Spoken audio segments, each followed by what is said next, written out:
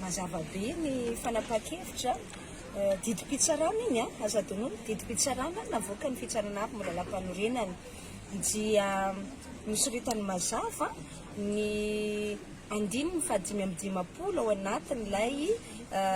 fehezan-dalàna mifeny fizakana zoam-pirenena na ny code de la nationalité ao anatin'ny article 55 iny zany izay nitsipihany HCC mazava omaly dia ny hoe ny fahefana mpanatanteraka no mamoaka didy mpanjakana na décret mikasika ny fanomezana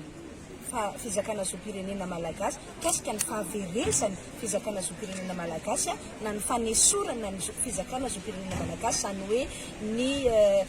fanomezana zany fa eo ihany koa ny resaka hoe perte na déchéance na nationalité tonga dia mazava be ny voalazany 550 anatin'ny code de la nationalité iny nitsipihany HCC omaly hoe ny fahefana mpanatanteraka ny manana an'izay nomena an'izay fahefana izay ka no ilay foto-kevitra ny fisaraha-pahefana na ny principe de la séparation des pouvoirs dia tsy afaka mitsabaka mihitsy amina resaka fanomezana na fahaverezana nationalité zany ny fahefana mpitsara zay no didina avoaka ny HCC tsy misy ho izy fahefana mpitsara na pouvoir juridictionnel na fitsarana iza zany na fitsarana iza afaka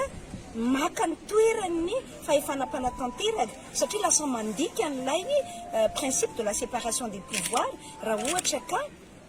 ny fahefana hafa akoatra ny fahefana mpanatanteraka zany no andeha andinika na hitsara na hanapaka na iapprécier moa filaza na iapprécier ho izy na ijuger mikasika an'izay hoe fanomezana na fanesorana na fahaverezana fizakana zoam-pirenena izay zany ny voalohany nandavany an'ilay requête na ilay fitoriana izay nataona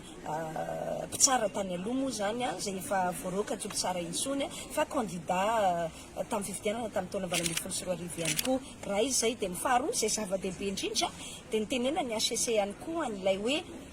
efa lany andro zany efa forclus no filazany azy zany hoe ny didy mandalana manan-kery mikasika ny fifidianana hoy ny HCC dia mametraka mazava hoe roa andro ao aoriana ny famoahana ny voka-pifidianana tsy ofisialy ataon'ny vomiera mahaleo tena misangana ny fifidianana no ahafahana manao recours ny délai de recours zany dia 2 jours ihany après ny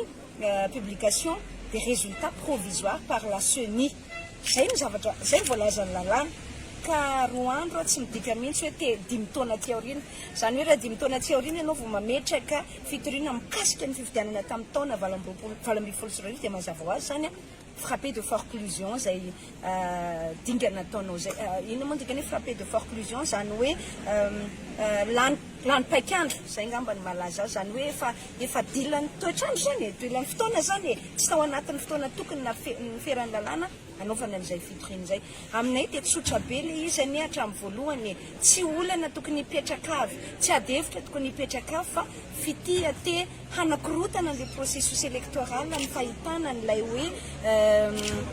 aminay zany dia manœuvre dilatoire ihany na ohatrany hoe finiavana ty andrirarira resaka fotsiny andrebreby fotsiny ny hoe fanaovana an'izany karazana requête zany fa mazava be daholo ange voalazany lalàna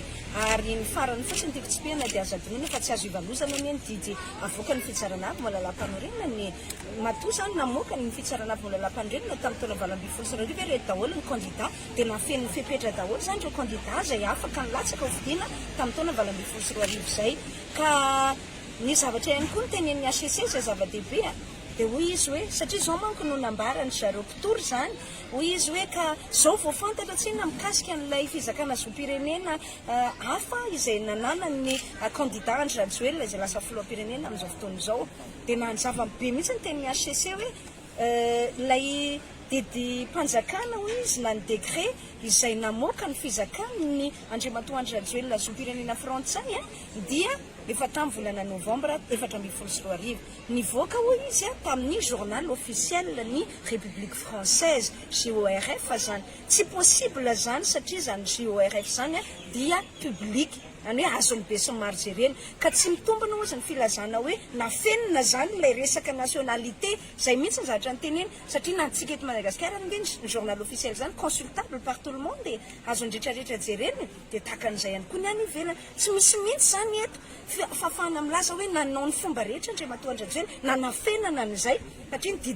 didy mpanjakana frantsay nivoaka tamin'ny gazety mpanjakana frantsay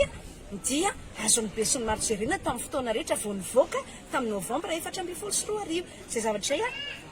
everiko fa mila tsypiana ihany koa satria ohatra ny tiana atao hoe hanafempenina le tsy nisy nanafinafina zany mihitsy fa journal officiel consultable par tout le monde ny voaniny nanomboka tamin'ny 2024 tsisy dia hoe mahamenatra sy ny sisa koa le izy ka zay zavatra hoe tsara tsypiana daholo hoe rehefa jerenany eny lalàny rehefa jerenany eny pitsopitsony ataontsika hoe amin'ny pratika ny droit zany ao anatin'le raharaha dia tsy misy zavatra miafinafina tsisy zavatra hoe nafempenina mihitsy na zavatra ndeha atao hoe ninina nampangininy fa zavatra nandeha araka ny tokony izy daholo fa zay natonga nay ny teny hoe aminay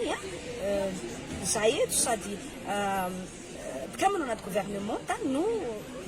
mitarika ny toko politika ihany koa dia mahita hoe mbola manœuvre dilatoire tsy te hinosona makany amin'ny fifidianana foana ny fomba zay tiana atao ka izay tadiavina hangalarana ny zon'ny mpifidy tsy hanapaka n'izay olona tia mitondra zay zay no melohinay aminay zany tokony mandeha ary tsy misy sakana intsony ny ahafahana mirosa ny processus électoral araka ny tokony izy dia avelao ny fitsarana sy ny raha-pitsarana maefa isantsokajiny no hanapaka mikasika an'izany hoe filatsahan-drakotana rabe ovidiana sy ny sisa fa tsy mety ilay fampiororona ny mpitsara tena tsy azo ekena mihitsy le hoe atao andromaso hoe tsy azo ekena ilay ohatrany hoe anaovana terrorisme moral anaovana fandrahonana mihitsy aza ny tsara satria